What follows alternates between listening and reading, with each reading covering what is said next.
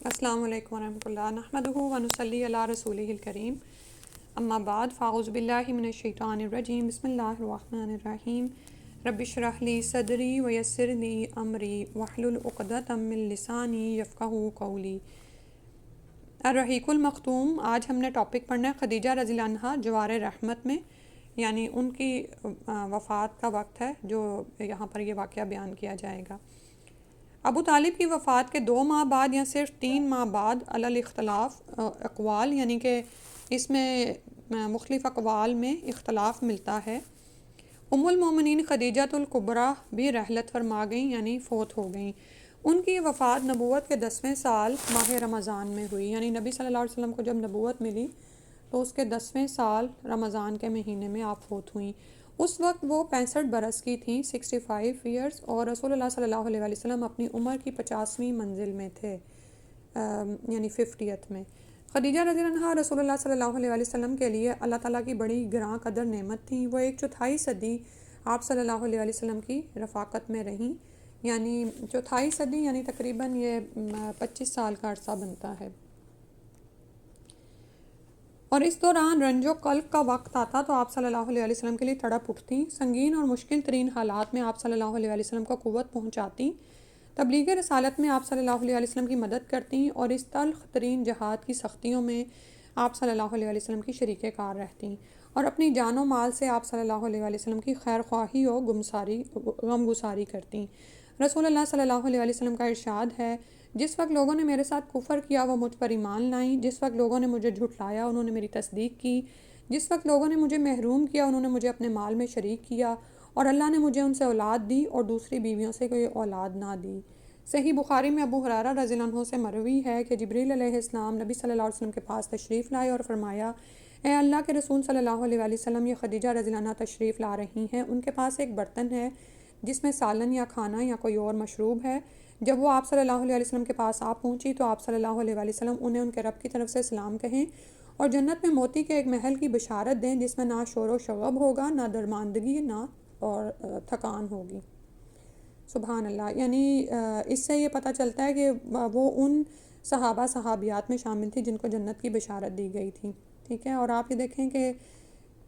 رب کی طرف سے سلام بھیجا جا رہا ہے، جنت میں موتی کے ایک محل کی بشارت دی جا رہی ہے، اور یہ موتی اندر ہی اندر وہ کس طرح سے کریو کیا گیا ہوگا ہم نہیں جانتے، یعنی آپ کے ذہن میں شاید خیال ہے کہ ایک موتی،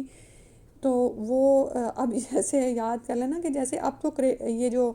کارونگ ہوتی ہے اور یہ سارا کچھ بنتا ہے لکڑیوں سے یا بعض اوقات پتھروں کے اندر، تو اندر ہی اندر کتنا کچھ تیار ہو جاتا ہے، تو ہم نہیں جانتے وہ کیا محل ہے جو ان کو عطا کیا جائے گا اور جس کی بشارت دنیا میں ان کو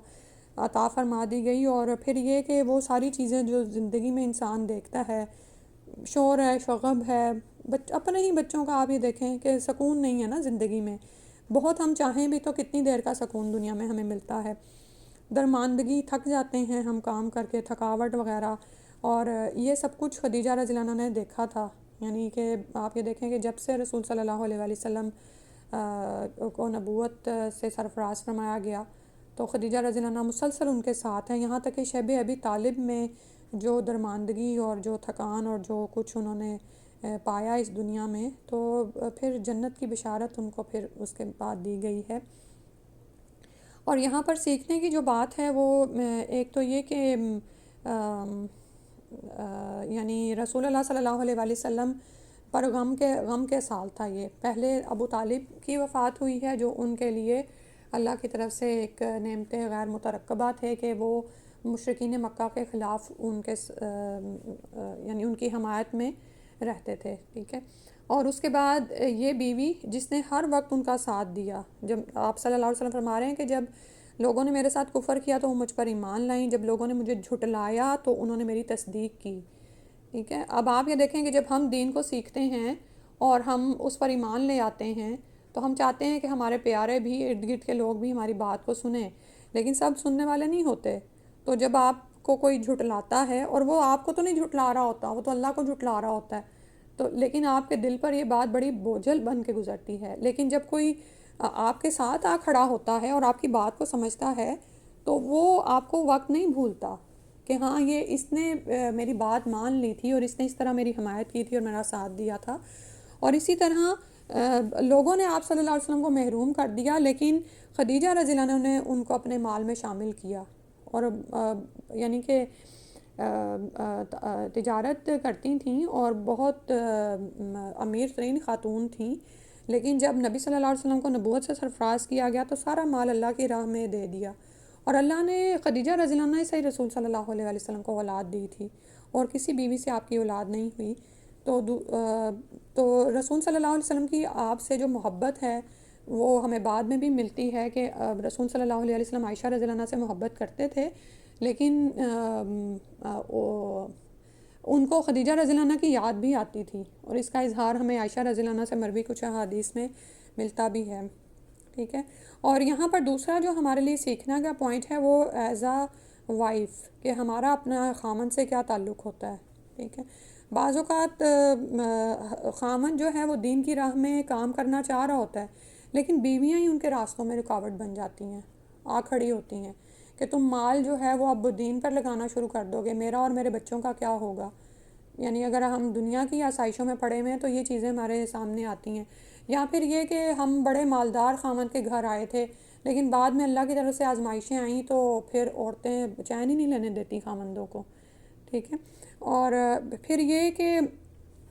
خامن پر مشکل وقت آ جائے تو بعض اوقات خواتین کا رویہ ان کے ساتھ کیا ہوتا ہے، انہیں صرف اپنی ہی دنیاوی آسائشوں کی اور ان چیزوں کی بس پڑی ہوئی ہوتی ہے، اور وہ کوئی ان کی غمگساری نہیں کرتی، بلکہ خامن گھر آ جائے تو الٹا شکوے شکایات کا ہی پلندہ کھولا ہوا ہوتا ہے، تو اس سے تعلقات میں بہتری نہیں آتی، نہ ہی مضبوطی آتی ہے۔ تو اگر ہم چاہتے ہیں کہ ہماری زندگیاں خوشگوار ہوں تو ہم پھر اس طرف جائیں نا، اس طرف واپس اس طرف لوٹیں کہ صحابہ صحابیات کے آپس کے یعنی آپس میں تعلقات کیسے تھے، میاں بیوی کے تعلقات آپس میں کیسے تھے، ٹھیک ہے۔ اور آپ یہ دیکھیں گے یہ چیز اتنی ریئر ہوتی جا رہی ہے نا کہ آج آپ اپنی نوجوان نسل کو، اول تو ہماری بھی زندگیوں میں یہ چیز نہیں ہے کہ ہم خاوندوں کے ساتھ اتنا محبت بھرا اور یعنی کہ ایسا معاملہ کریں کہ خاوند گھر میں سکون محسوس کرے۔ عورت کو اللہ نے گھر کے لیے بنایا، بچوں کی تربیت اور نسل کو پروان چڑھانے کے لیے بنایا، اور مرد کے لیے اس میں سکون کا سامان رکھا۔ ہم سب اپنی جگہوں پہ دیکھ سکتے ہیں کہ ہمارے اپنے خاوندوں کے ساتھ کیا رویے ہیں، تو پھر زندگیوں میں پھر سکون یا وہ برکت بھی تو ویسی ہی ہے نا،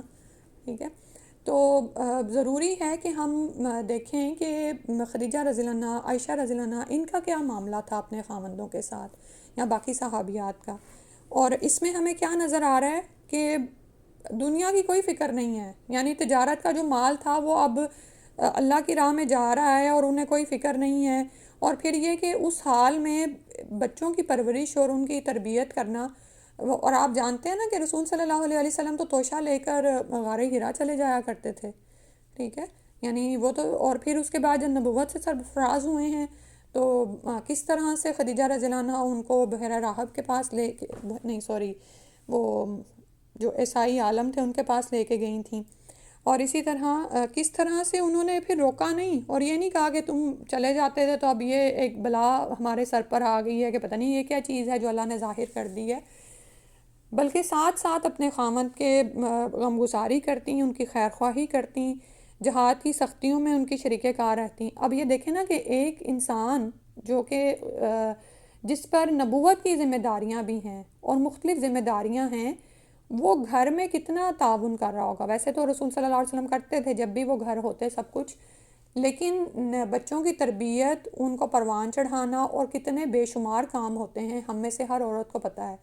ٹھیک ہے۔ تو بہت سی عورتیں تو دل ہار کے بیٹھی ہوتی ہیں اور وہ کہتی ہیں کہ لو میں ہی یہ سارے کام کروں، میں گھر کے بھی کام کروں، باہر کے بھی دیکھوں، بچوں کو بھی دیکھوں، اور یہ مرد کیا کر رہے ہیں۔ تو اس طرح سے انشاءاللہ ہم اپنی تربیت کریں تاکہ ہم اپنی زندگیوں میں برکتیں لا سکیں، سکون لا سکیں، اور پھر کیونکہ ہم نے نا اپنے ذہنوں کو نا ٹیون کرنا ہے کہ یہ دنیا راحتوں کا سامان نہیں ہے، جو راحتیں ہم اس دنیا میں چاہ رہے ہیں نا وہ دراصل اللہ نے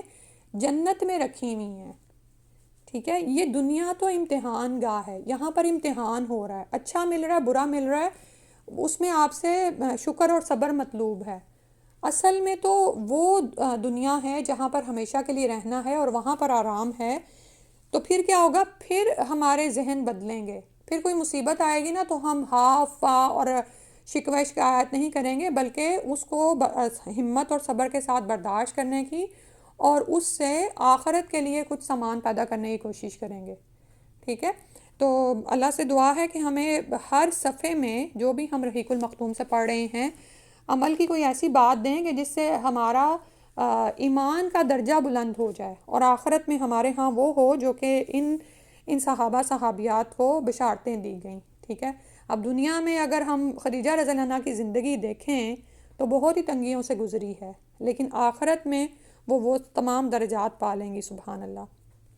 پھر اس کے بعد ہے غم ہی غم. یہ دونوں الم انگیز حادثے صرف چند دنوں کے دوران پیش آئے، جس سے نبی صلی اللہ علیہ وسلم کے دل میں غم و الم کے احساسات موجزن ہو گئے،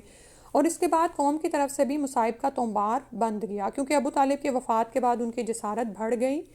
یعنی مصائب ہی مصائب آنے لگے، اور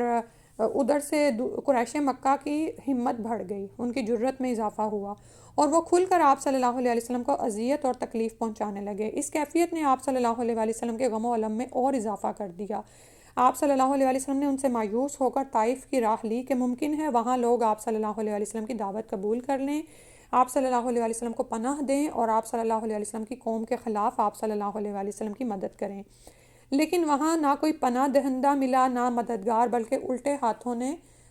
الٹے انہوں نے سخت اذیت پہنچائی اور ایسی بدسلوکی کی کہ خود آپ صلی اللہ علیہ وسلم کی قوم نے ویسی بدسلوکی نہ کی تھی، جس کی تفصیل آگے آئے گی. ٹھیک ہے.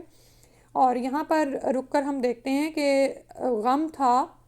مصیبت آئی، لیکن آپ اپنے مقصد حیات سے نہیں ہٹے. جو نبوت اور رسالت کی ذمہ داری آپ کے کندھوں پر ڈالی گئی تھی، اس کو پورا کرنے کے لیے آپ نے دوسری راہیں تلاش کرنے کی کوشش کی. یعنی بعض اوقات ہمارے ذہنوں میں آتا ہے کہ وہ تو نبی تھے، رسول تھے، اللہ کی مدد آتی تھی ان کی طرف، وہ کام کر رہے ہیں، کام کرایا گیا ہے ہر نبی سے. آپ یہ دیکھیں کہ اسماعیل علیہ السلام کے پیروں کے نیچے سے چشمہ جاری ہوا ہے، تو اس سے پہلے ہاجرہ علیہ السلام کی وہ ساری صحیح ہے جو ہمیں نظر آتی ہے. ٹھیک ہے. تو یہاں پر بھی ہم دیکھتے ہیں کہ آپ صلی اللہ علیہ وسلم نے اس غم میں تو تھے، لیکن آپ کو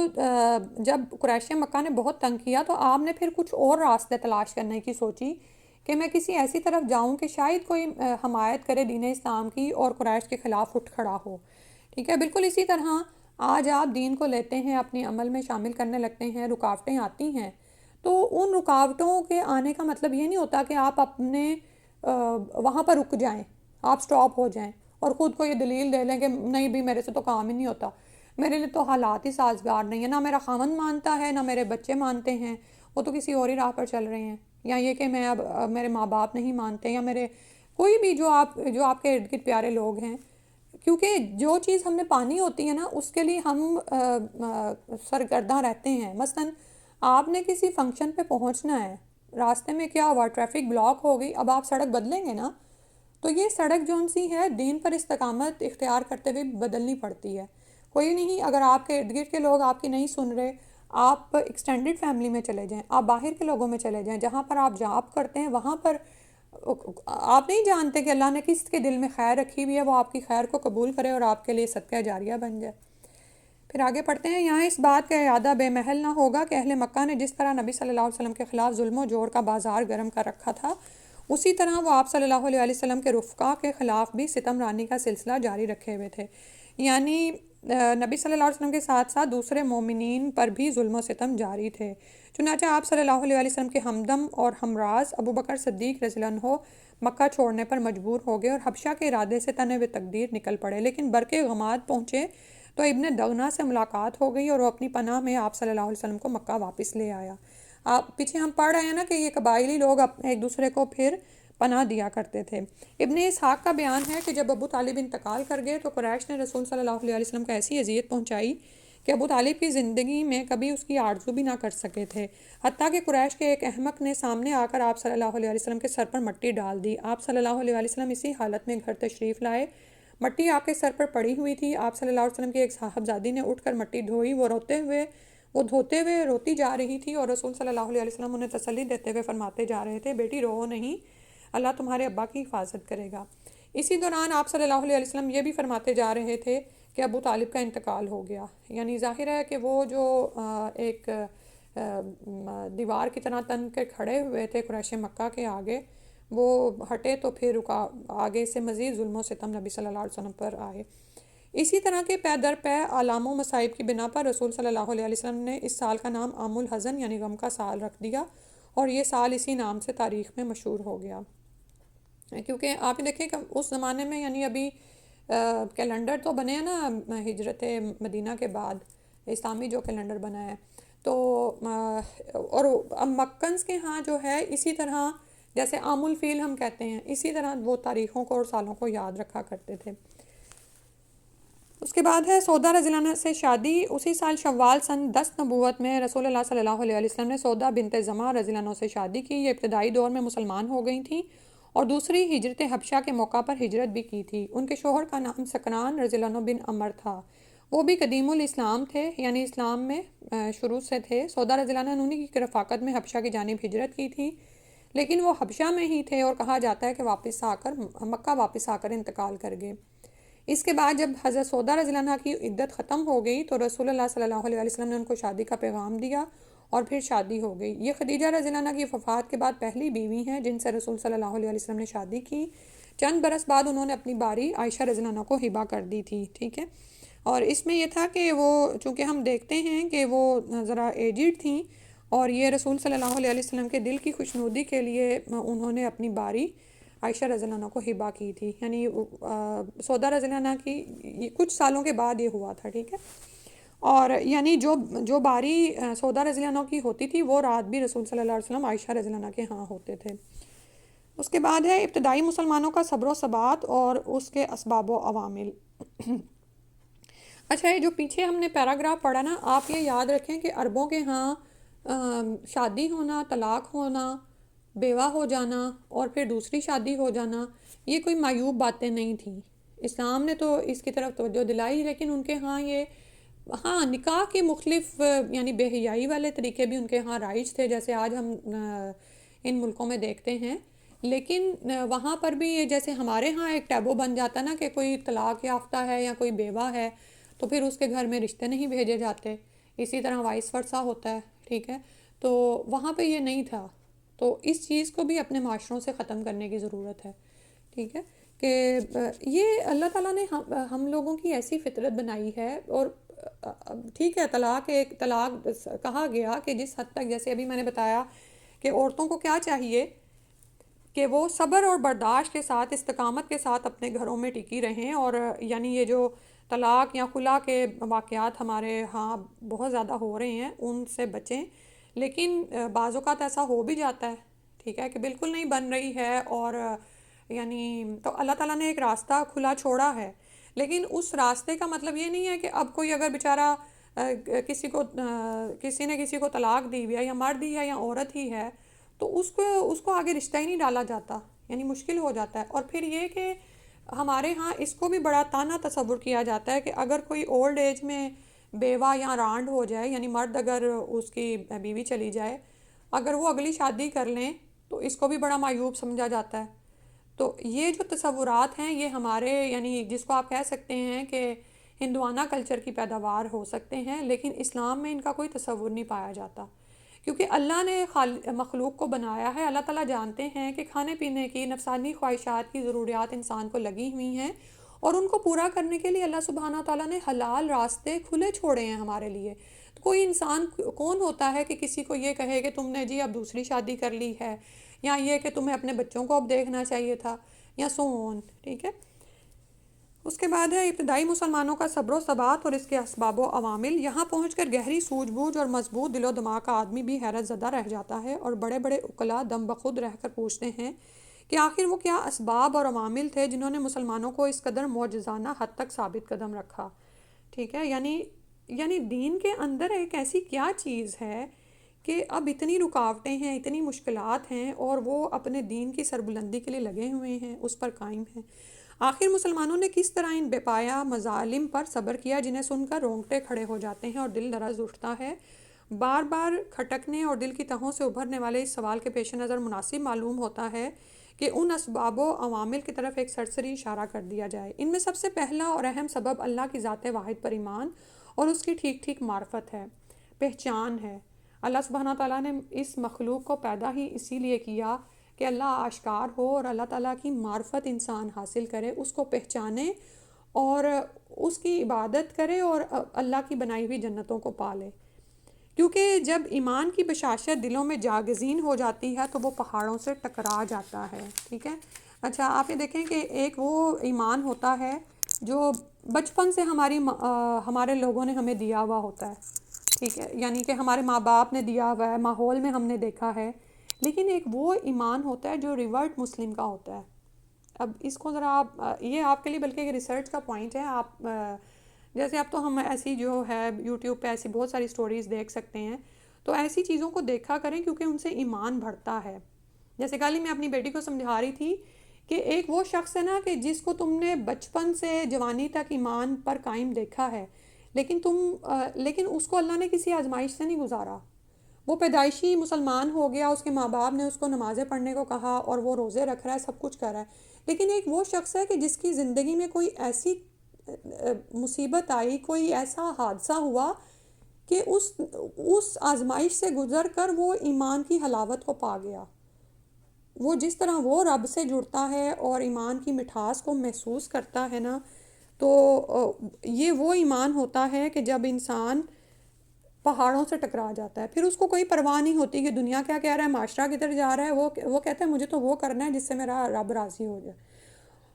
تو ایسا شخص پہاڑوں سے ٹکرا جاتا ہے اور اسی کا پلہ بھاری رہتا ہے. اور جو شخص ایسے ایمان محکم اور یقین کامل سے بہرہ ہو، وہ دنیا کی مشکلات ہو خواہ وہ جتنی بھی زیادہ ہوں اور جیسی بھی بھاری بھرکم، خطرناک اور سخت ہوں، اپنے ایمان کے مقابل اس کائی سے زیادہ اہمیت نہیں دیتا جو کسی بند توڑ اور قلعہ شکن سیلاب کی بالائی سطح پر جم جاتی ہے. یعنی ہر شخص کی زندگی میں مشکلات اور مصائب آتے ہیں، لیکن جس شخص کے اندر ایمان کی مٹھاس، اس کی حلاوت رچ بس جاتی ہے نا، وہ اس پر یہ مصائب اور آلام اس کو اپنی جگہ سے نہیں ڈگمگاتے. ٹھیک ہے، وہ شیکی نہیں ہوتا کہ پتہ نہیں میں ٹھیک کر رہا ہوں کہ نہیں کر رہا ہوں. یہ چیز ہم نے اپنے اندر دیکھنی ہے کہ کہیں ایسا تو نہیں کہ ابھی تک ہم اپنے ایمان پر ہی ڈاواں ہیں. بس بچپن میں ماں باپ نے رٹوا دیا لا الہ الا اللہ محمد الرسول اللہ، نمازیں ہم نے پڑھ لی، روزے رکھ لیے، لیکن کوئی مصیبت آتی ہے زندگی میں یا کوئی آزمائش آتی ہے تو ہم وہیں پہ ہی کھڑے کے کھڑے ہو جاتے ہیں کہ پتہ نہیں میں ٹھیک ہوں کہ نہیں. ہو سکتا ہے یہ والا مذہب بھی ٹھیک ہو، وہ بھی تو وہ نیکی کر رہا ہے، وہ بھی یہی کر رہا ہے. اس چیز کو چیک کرنے کی ضرورت ہے اپنے اندر. ٹھیک ہے. اور پھر بعض اوقات یہ ہوتا ہے نا ہمیں کہ جب ہم دین پڑھ رہے ہوتے ہیں تو ہمیں اس بات کی تھوڑی پریشانی بھی لگتی ہے کہ اللہ تعالیٰ استقامت دے. استقامت کے لیے دعا اللہ سے کرنی چاہیے، لیکن اگر یہ ایمان کی مٹھاس آپ کے اندر آ گئی ہے نا اور اللہ کی معرفت آپ کے اندر آ گئی ہے نا، تو یہ اتنی بڑی نعمت ہے نا کہ انسان پھر اس پہ آگے بڑھتا چلا جاتا ہے. تو مومن اپنے ایمان کی حلاوت، یقین کی تازگی اور اعتقاد کی بشاشت کے سامنے ان مشکلات کی کوئی پرواہ نہیں کرتا. جیسے قرآن میں آتا ہے فَأَمَّا الزَّبَدُ فَيَذْهَبُ جُفَاءً وَأَمَّا مَا يَنفَعُ النَّاسَ فَيَمْكُثُ فِي الْأَرْضِ. کہ جو جھاگ ہے وہ تو بیکار ہو کر اڑ جاتا ہے اور جو لوگوں کو نفع دینے والی چیز ہے وہ زمین میں برقرار رہتی ہے. سیلاب میں یہی ہوتا ہے نا، جھاگ تو اڑ کے چلا جاتا ہے، ٹھیک ہے، لیکن جو لوگوں کو نفع دینے والی چیز ہے وہ پھر زمین میں برقرار رہتی ہے، وہ ثابت رہتی ہے. پھر اسی ایک سبب سے ایسے اسباب وجود میں آتے ہیں جو اس صبر و اس بات کو قوت بخشتے ہیں. مثلاً پرکشش کی عادت. نبی اکرم صلی اللہ علیہ وسلم جو امت اسلامیہ ہی نہیں بلکہ ساری انسانیت کے سب سے بلند پایہ قائد و رہنما تھے. ایسے جسمانی جمال، نفسانی کمال، کریمانہ اخلاق، باعظمت کردار اور شریفانہ عادات و اطوار سے بہرہ تھے کہ دل خود بخود آپ صلی اللہ علیہ وسلم کی جانب کھینچے چلے جاتے تھے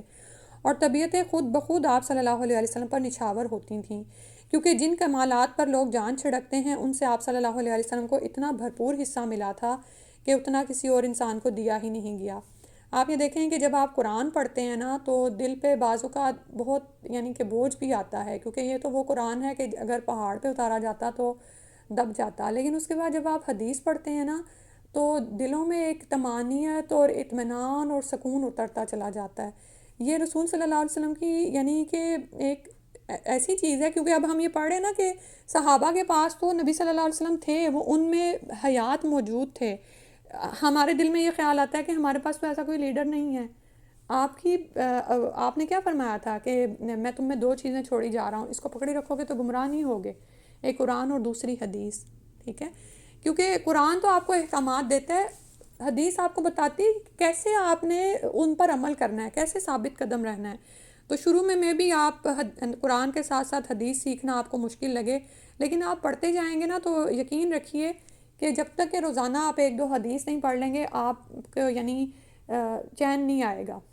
آپ کے. اگر آپ شروع میں آپ کو تھوڑا سا اپنے اوپر جبر کرنا پڑے گا کہ جیسے ہوتا ہے نا کہ ہم فجر کے بعد قرآن پڑھتے ہیں اور کبھی کوئی کام بہت آ جاتا ہے تو ہم کہتے ہیں نہیں مجھے قرآن پہلے پڑھنا ہے، نہیں تو سارا دن وقت نہیں ملے گا. بالکل ایسے ہی آپ حدیث کو بھی لازم کر لیں خود پر، تو آپ دیکھیں گے کہ روزانہ آپ کو ایک ڈوز ملے گی اور ایک خوشی اور سرور ملے گا کہ آپ کا سارا دن الحمدللہ اچھا گزرے. آپ صلی اللہ علیہ وسلم شرف و عظمت اور فضل و کمال کی سب سے بلند چوٹی پر جلوہ فگن تھے. عفت و امانت، صدق و صفا اور جملہ امور خیر میں آپ صلی اللہ علیہ وسلم کو وہ امتیازی مقام تھا کہ رفقا تو رفقا یعنی ساتھی تو ساتھی. آپ صلی اللہ علیہ وسلم کے دشمنوں کو بھی آپ صلی اللہ علیہ وسلم کی یکتائی اور انفرادیت پر کبھی شک نہ گزرا. آپ صلی اللہ علیہ وسلم کی زبان سے جو بات نکل گئی دشمنوں کو بھی یقین ہو گیا کہ وہ سچی ہے اور ہو کر رہے گی. واقعات اس کی شہادت دیتے ہیں. ایک بار قریش کے ایسے 3 آدمی اکٹھے ہوئے جن میں سے ہر ایک نے اپنے بقیہ 2 ساتھیوں سے چھپ چھپا کر قرآن مجید سنا تھا، لیکن بعد میں ہر ایک کا راز دوسرے پر فاش ہو گیا تھا. انہی 3 آدمیوں میں سے ایک ابو جہل بھی تھا. تینوں اکٹھے ہوئے تو ایک نے ابو جہل سے دریافت کیا کہ بتاؤ تم نے جو کچھ محمد صلی اللہ علیہ وسلم سے سنا ہے اس کے بارے میں تمہاری کیا رائے ہے؟ ابو جہل نے کہا میں نے کیا سنا ہے، بات دراصل یہ ہے کہ ہم نے اور بنو عبد مناف نے شرف و عظمت میں ایک دوسرے کا مقابلہ کیا، یعنی جو قبائلی آپس میں ان کی وہ چپکلش ہوتی ہے اس کا ذکر کر رہا ہے. انہوں نے غربا مساکین کو کھلایا تو ہم نے بھی کھلایا، انہوں نے داد و دہش میں سواریاں عطا کیں تو ہم نے بھی عطا کیں. مطلب یہ کہ اگر کسی نے کوئی کارنامے کیے تو اس کو خوش ہو کر اونٹ دے دینا یا جو بھی سواریاں عطا کر دینا، گھوڑے دے دینا. تو یعنی مقابلے پر ہم نے لوگوں کو عطیات دیے، انہوں نے لوگوں کو عطیات سے نوازا تو ہم نے بھی ایسے ہی کیا. یہاں تک کہ جب ہم اور وہ گھٹنوں ایک دوسرے کے ہم پلہ ہو گئے. اور ایک سیکنڈ مجھے نا یہ میرے پاس نا یہ مس پرنٹ ہے، مجھے بک سے دیکھنا پڑے گا. اور ہماری اور ان کی حیثیت ریس کے 2 مد مقابل گھوڑوں کی ہو گئی. تو اب بنو عبد مناف کہتے ہیں کہ ہمارے اندر ایک نبی صلی اللہ علیہ وسلم ہے جس کے پاس آسمان سے وحی آتی ہے، بھلا بتائیے ہم اسے کب پا سکتے ہیں؟ خدا کی قسم ہم اس شخص پر کبھی ایمان نہیں لائیں گے اور اس کی ہرگز تصدیق نہ کریں گے. مطلب یہ ہے کہ آپ یہ دیکھیں کہ انہوں نے اس وحی الہی کو پہچان لیا تھا اور اس کی صداقت پر ایمان بھی لے آئے تھے، لیکن محض حسد میں کہ اب ہم اس قبیلے کا مقابلہ نہیں کر سکتے جن کے اندر نبی آ گیا ہے، تو ہم نہ تو اس پر ایمان لائیں گے اور نہ ہی اس کی تصدیق کریں گے. تو ایک ایسا بھی یعنی کہ ہوتا ہے کہ دلوں میں تو حق کی حقانیت اتر جاتی ہے لیکن وہ زبان پر نہیں آتی، ٹھیک ہے، اور پھر جوارے بھی اس کا ساتھ نہیں دیتے. ایک تو یہ ہے نا کہ دل میں ایمان نہ لانا، کوئی شبہات میں پڑے رہنا، اور لیکن زبان سے اظہار کر دینا جیسے منافقین نے کیا. اب یہاں پر ابو جہل کی اور ان سرداروں کی کیا حقیقت سامنے آ رہی ہے کہ یہ پہچان تو گئے تھے کہ یہ حق ہے، جو یہ نبی بتا رہا ہے یہ سچ ہے، ٹھیک ہے، اور آسمان سے وہی اس کے پاس آتی ہے، لیکن اب ہم اس کا مقابلہ کس طرح سے کریں؟ ہم اپنے اندر کیا ایک نبی کھڑا کریں اور اس کے پاس بھی وہی آئے؟ تو ہم یہ تو مقابلہ نہیں کر سکتے، لیکن ہم حسد کے مارے اس پر بھی ایمان نہیں لائیں گے اور اس کی ہرگز تصدیق نہیں کریں گے. تو اس سے انہوں نے کیا کیا؟ اپنے ہی نفسوں کا نقصان کیا نا، ٹھیک ہے. یہی وہ حسد تھا جس کے پیچھے شیطان ہلاک و برباد ہوا اور قابیل اور حابیل کی باہم لڑائی بھی اسی وجہ سے ہوئی. تو آپ یہ دیکھیں کہ بعض اوقات زندگی میں ہم بھی یہ کر رہے ہوتے ہیں کہ حسد کے مارے نیکی کو نہیں اٹھتے ہیں، تو اس کو دیکھنا چاہیے. ابو جہل کہا کرتا تھا اے محمد صلی اللہ علیہ وسلم ہم تمہیں جھوٹا نہیں کہتے، لیکن تم جو کچھ لے کر آئے اس کی تکذیب کرتے ہیں. اور وہ بھی کس لیے کرتے تھے کہ ہمارے اندر تو کوئی رسول اٹھا نہیں، نہ ہم نے کوئی ایسا دعویٰ کیا، تو ہم تمہاری بھی تکذیب ہی کریں گے، تمہاری تصدیق نہیں کریں گے. اسی بارے میں اللہ تعالیٰ نے یہ آیت نازل فرمائی فَإِنَّهُمْ لَا يُكَذِّبُونَكَ وَلَكِنَّ الظَّالِمِينَ بِآيَاتِ اللَّهِ يَجْحَدُونَ کہ یہ لوگ آپ کو نہیں جھٹلاتے بلکہ یہ ظالم اللہ کی آیتوں کا انکار کرتے ہیں. یہیں تک یہ آج پڑھتے ہیں اور بس آخر میں وہی سبق جو ہمیں یہ ابو جہل کی بات سے ملا ہے کہ باوجود اس کے کہ ایمان آ گیا، یعنی ہمارے ساتھ بھی بعض اوقات کیا ہوتا ہے کہ جب ایمان کی حلاوت ہمارے اندر اتر جاتی ہے اور ہم اس بات کو تسلیم بھی کر لیتے ہیں،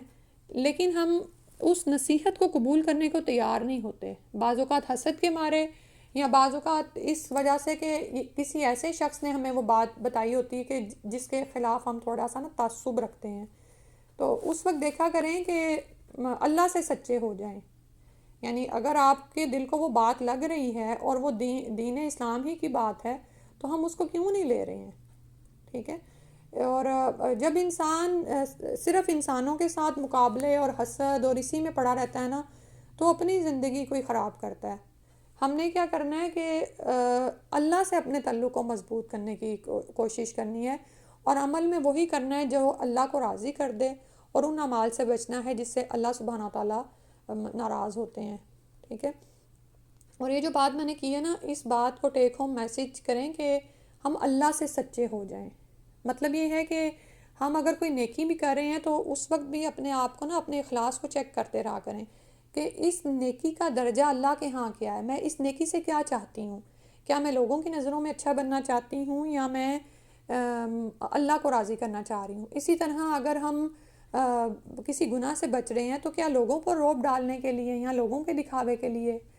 کہ میں اللہ کی ناراضی سے بچنا چاہتی ہوں. ٹھیک ہے. تو ہر معاملے میں ہم کیا کریں گے کہ ایون یہ کہ اگر ہم گھر میں بھی کوئی کام کر رہے ہیں تو میں کیوں کر رہی ہوں یہ کام؟ اللہ کی رضا کے لیے. خامد کا بھی کوئی کام ہے، بچوں کا کام ہے، یا اپنے آپ کو میں کھلا پلا رہی ہوں تو وہ کس لیے کہ تاکہ میں عبادت میں اچھی ہوں، اللہ تعالیٰ سے ایک اچھا تعلق قائم کروں. ٹھیک ہے. تو اب یہاں پر کیونکہ ابو جہل کے عمل سے ہمیں کیا نظر آ رہا ہے کہ اس کو وہ پہچان تو گیا تھا کہ حق یہ ہے، لیکن اپنے وہ نفسانی خواہش اور حسد کے مارے پھر انہوں نے اس کو قبول کرنے سے انکار کر دیا. ٹھیک ہے. تو جتنا زیادہ انسان کا اللہ سے تعلق مضبوط ہوتا چلا جاتا ہے نا، آپ یہ دیکھیں کہ اللہ کی طرف سے پھر اتنی ہی اندر ایک ہمت اور جرت آتی چلی جاتی ہے کہ اللہ تعالیٰ کے دین پر انسان استقامت اختیار کر لے. اللہ تعالیٰ سے دعا ہے کہ بہترین سمجھ کی اور اس کے مطابق عمل کی توفیق عطا فرما دے. یہاں تک مارک کر لیں تاکہ مجھے بھی نیکسٹ ٹائم یاد رہے کہاں تک ہم نے پڑھا تھا. اس آیت تک ہم پڑھ چکے ہیں. ٹھیک ہے. سبحانک اللہم و بحمدک اشہد ان لا الہ